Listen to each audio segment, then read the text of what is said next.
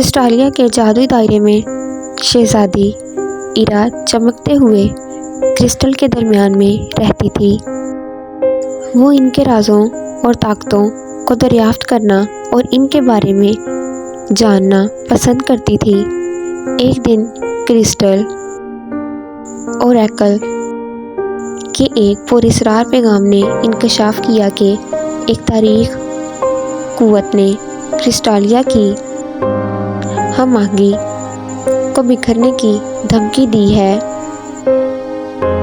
Oracle نے شہزادی ایرا کو 5 افسانوی کرسٹل اسٹونز کو جمع کرنے کی جستجو کا کام سونپا، جو دائرے کے مختلف حصوں میں چھپے ہوئے تھے۔ ہر پتھر میں ایک خاص طاقت تھی۔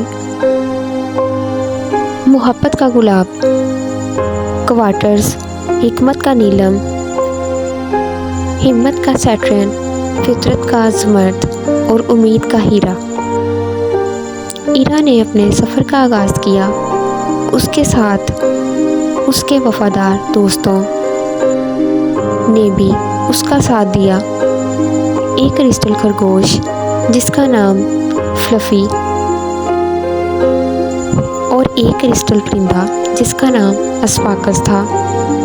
انہوں نے مل کر چیلنجوں کا مقابلہ کیا اور چھپے ہوئے پتھروں تک پہنچنے کے لیے پہیلیاں حل کی۔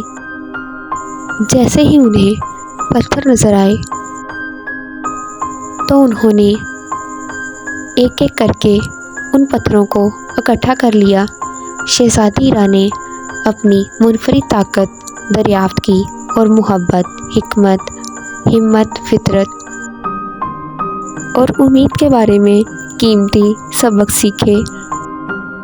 5 پتھر ہاتھ میں لے کر وہ کرسٹل اوریکل میں واپس آئی اور تاریک قوت کو شکست دینے اور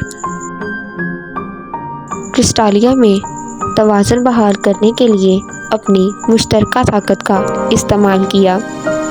سلطنت نے شہزادی ایرا کی بہادری اور مہربانی کا جشن منایا اور وہ کرسٹل ہیرو کے نام سے مشہور ہوئی۔ اس کے بعد سے وہ کرسٹلز کی دنیا کی تلاش اور حفاظت کرتی رہی، پوری زمین میں محبت، حکمت اور امید پھیلاتی رہی۔